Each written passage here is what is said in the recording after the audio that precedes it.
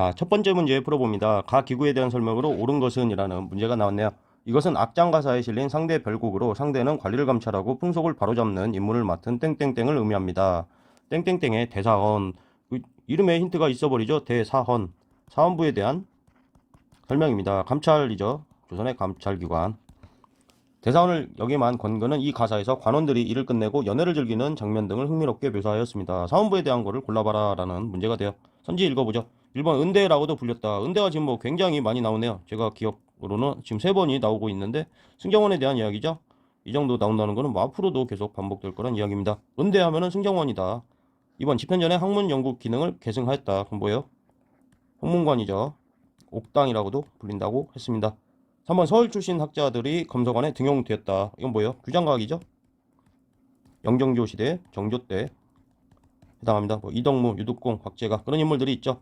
4번 임진왜란을 거치면서 국정 최고 기구로 성장했다. 비변사에 대한 설명이 되고요. 5번 오품야의 관리 임명 과정에서 서경권을 행사했다. 이게 뭐 맞는 거죠? 사헌부하고 사관원에서 행사하게 됩니다. 이 서경권이라는 거는 이제 오품야 관리 임명 과정에서 이 사헌부하고 사관원의 양사에서 쉽게 말하면 이제 서명을 다 받아야 되는 거예요. 유효 요건 같이. 이걸 뭐 서경권이라고 합니다. 한번 뭐 감찰기구를 심심하니까 정리해봐요. 감찰기구. 조선은 여기 나온 사헌부죠. 사헌부가 되고 고려는 뭐예요? 고려는 모사대가 되고 발해는 중경대가 됩니다. 그래서 뭐 우리 시험은 뭐 감찰기구를 참 좋아한다. 발해는 중경대, 고려는 어사대, 조선은 사헌부가 됩니다. 다음 문제로 넘어가죠.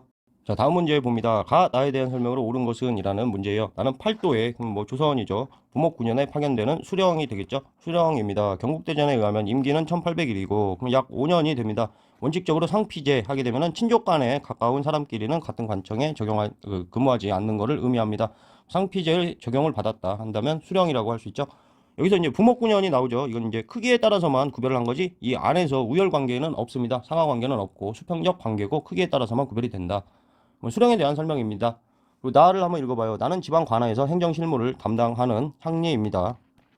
고려 때와는 달리 요즘은 외역전도 지급까지 못하고 직무를 수행하고 있습니다. 우리의 수장을 호장이라고도 부릅니다. 이게 뭐예요? 조선에 가면 이제 향리가 아전으로 격하가 됩니다. 그리고 무보수가 되죠. 고려 때는 보수가 있었지만 아전이 되면서 이제 무보수가 돼요. 수령을 보좌합니다. 그래서 가나에 대한 설명으로 옳은 거를 고르는 문제입니다. 용어가 이제 약간 뭐 어려울 수 있죠. 자, 1번 살펴봐요. 단안이라는 명부에 등재되었다. 굉장히 어려운 내용입니다. 향리의 명부에 해당하는 건데요. 뭐 모를 수 있는 그런 내용이에요. 다만 이제 2번 읽어보면 지방의 행정사법 군사권을 행사하였다라는 거는 수령에 대한 내용이 맞죠.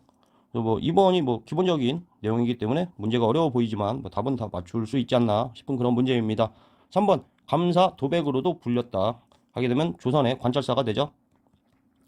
우리 이제 고려에서는 안찰사라고 그러고 조선에서는 관찰사가 돼요. 안찰사는 이제 상근직이 아니라 파견직이에요. 파견직이고 그 권한도 별로 없습니다. 반면에 조선의 관찰사가 이렇게 되게 되면은 임기는 1년이고 권한이 굉장히 올라가게 돼요. 이 수령들이 이렇게 있잖아요. 이 수령들 위해서 수령들이 이렇게 있으면 수령들 위해서 수령들을 뭐 지휘하고 관리하고 감찰하고 이런 지위가 됩니다. 그래서 조선의 관찰사는 굉장히 높은 지위로 안찰사에서 이렇게 확 올라가게 되죠. 4번 장례원을 통해 국가의 관리를 받았다. 장례원이라는 거는 우리 뭐 소송 같은 것도 관계가 있는데 그것까지 우리 시험에 안 나오지만 적어도 장례원 하게 되면은 노비를 관리하는 관청이다라는 것 정도는 좀 외우고 있어야 되지 않나 싶어요. 장례원은 노비에 관한 거니까 뭐 향리 혹은 아전에 속하는 나와는 멀죠. 5번 가다 잡과를 통해 선발되었다. 중인인 기술관에 대한 내용이죠. 문무잡에서 문과, 북과 그리고 잡과가 과거에서 시행되었습니다. 그래서 정답은 뭐 2번이 되겠습니다. 자, 문제 읽어봅니다. 가 기구에 대한 설명으로 옳은 것은 이 상대 개첩은 땡땡땡 소속 감찰직이라고 했어요. 뭐 벌써 뭐 사원부가 되겠죠. 관원들의 계모임을 기념하여 제작되었습니다. 여기에는 그들이 근무하는 청사가 그려져 있고 당시 모인 사람들의 명단이 적혀있다. 상대란 서리빨 같은 관리 감찰 때문에 붙여진 사원부의 다른 이름으로 수장은 대사원. 이 명칭을 이렇게 줘버리면 사원부인지 뭐 다 알지 않나 싶은데 선지 읽어봅니다. 1번 사림의 건의로 중종 때 폐지되었다. 중종 때 폐지된 거? 뭐 유황소나 소격서도 있고 유황소를 이때 또 사림이 건의해서 폐지하면서 대안으로 한 게 이제 조광조 때 여시향약이라고 해요. 향약의 시작. 아니 뭐 유황소도 있지만 뭐 소격서도 있을 테고, 뭐 중종 때는 유황소 아니면 소격서에 대한 설명이 되겠죠. 적어도 사원부는 아니겠죠. 2번 왕명 출납을 맡은 왕의 비서기관이었다. 승정원. 우리 아까 본 거 뭐예요? 뭐 은대 해가지고 계속 반복이 된다. 3번 국왕의 친위 부대로 서울과 수원에 배치되었다. 장영영에 대한 설명입니다. 4번 왕에게 경서와 사서를 강론하는 경연을 주관하였다. 홍문관이죠. 이전에 집행전도 이제 이 경연을 했었는데 세조가 경연 안 하면서 집행전도 같이 폐지를 했던 거예요. 그래서 이후에 이제 홍문관이 다시 홍문관이 만들어지면서 집행전의 기능을 계승하게 되죠. 그래서 경연을 다시 하게 된다. 5번 오품위와 관리의 임명 과정에서 서경권을 행사했다. 사원부와 사관원이죠. 쉽게 말하면 양쪽에서 서명을 받아야 한다. 그래서 뭐 5번이 되겠습니다. 거의 뭐 똑같은 문제네요. 이 전전 문제 풀었던 거. 자, 다음 문제 읽어봅니다. 밑줄근 이 왕의 업적으로 옳은 것은 이라는 내용이 나왔어요. 이 책은 동래선생 교정 북사상절의 일부로, 무슨 말인지 모르겠죠. 이 왕 때 주자소에서 제작한 계미자 하게 되면, 계미자는 알고 있죠. 태종에 해당하는 기본적인 내용입니다. 세종 때 하면은 이제 갑인자가 잘 나온다고 했어요. 이 왕 때는 세계 지도인 혼일강리 역대국 지도가 제작되었습니다.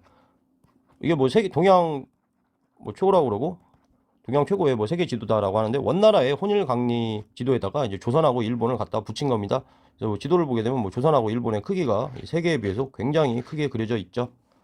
그래서 이때는 태종이고, 태종에 해당하는 일들을 고르면 되겠습니다. 선지 읽어보죠. 1번 전통 한의학을 정의한 동의보감을 간행하였다. 이거 언제예요? 광해 때죠. 2번 문화부 낭사를 분리해서 상관원으로 독립시켰다. 이거 뭐 태종 때 옳은 설명이죠. 낭사 위에 관원들이 있으니까 야, 여기서 영향받지 말고 너는 분리해서 따로 지내 라고 한 거예요. 6조 직계제하고 좀 일맥상통하는 면이 있는 겁니다. 왕권 강화와 연결되어 있죠. 3번 경국대전을 반포하여 국가 통치규범을 마련하였습니다. 성종에 대한 설명이죠. 4번 붕당정치 폐해를 극복하고자 탕평비를 건립하였다.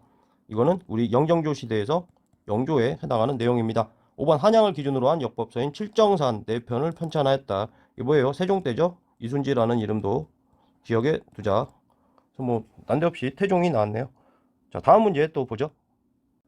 자, 마지막 문제 살펴봐요. 가에 대한 설명으로 옳은 것은 사원부가 나왔네요. 대사헌, 서웅 등이 시무 7조를 올렸다. 주, 부, 군, 현에 각각 수령이 있는데 향원 가운데 2, 3끼를 좋아하는 무리 등이 땡땡땡을 설치하고 아무 때나 무리지어 모여가지고 수령을 헐뜯고 사람을 올리고 내치고 백성들을 피박하는 것이 교환한 형리보다 더 심하다. 원하건대 모두 협과하여 오랜 폐단을 없애소서. 뭔지 좀 알 수가 없죠. 더 읽어봐요. 훗나 김대가 아뢰기를 백성을 괴롭힘은 형리보다 더한 자가 없는데 수령도 반드시 다 얻을 수는 없다. 그래서 백성이 편안하게 살 수 없는데 비록 경제소가 있더라도 눈과 귀가 미치지 못하는 것은 규명해낼 수가 없다. 땡땡땡에 보면 매우 훌륭했습니다만 중간에 피자에 이러한 큰 폐단이 생겼으니 다시 세우는 것이 어떻겠습니까? 이건 뭐 유양소에 대한 내용이네요. 유양소의 법은 매우 훌륭했습니다만 중간에 폐지했다. 유양소가 막 생겼다 없어졌다 그러죠.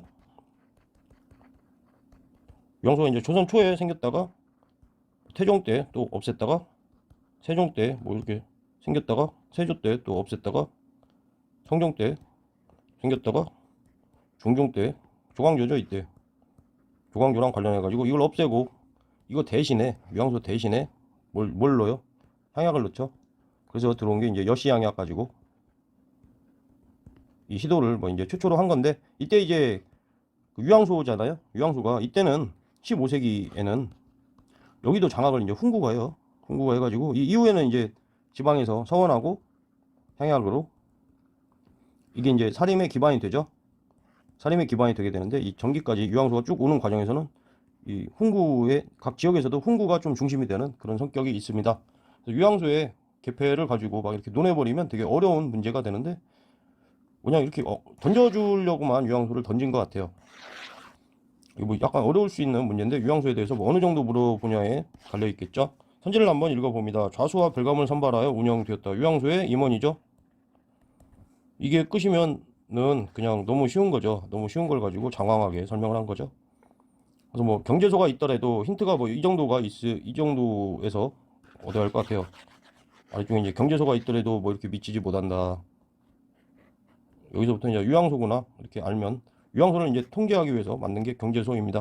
중앙에서 이제 고관들이 앉아 있는데 그적 출신 고관들이 앉아 있어 가지고 여기에 대한 이 임명권 같은 걸 행사를 하는 거죠. 이번 대성전을 세워 선원의 제사를 지냈다. 이건 성균관에 대한 이야기입니다. 대성전 하면 뭐 공자나 막 그런 양반들이 있죠. 반면에 우리 서원에서는 우리나라 선현들이 있습니다. 이게 이 차이죠. 성균관하고 향교에서는 공자나 이런 양반들이 있고 우리나라에서 서원은 우리나라 께 있다. 3번 옥당이라고도 불리며 경연을 담당했다. 홍문관에 대한 설명이죠.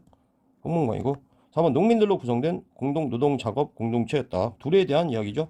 사만에서부터 옵니다. 우리 여러 나라의 성장 거의 사만 있잖아.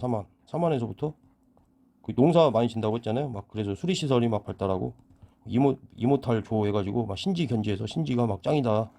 수리 시설에 대한 권리를 갖고 있다. 막 이렇게 했잖아요. 거기서부터 계속 온 게 둘이에요.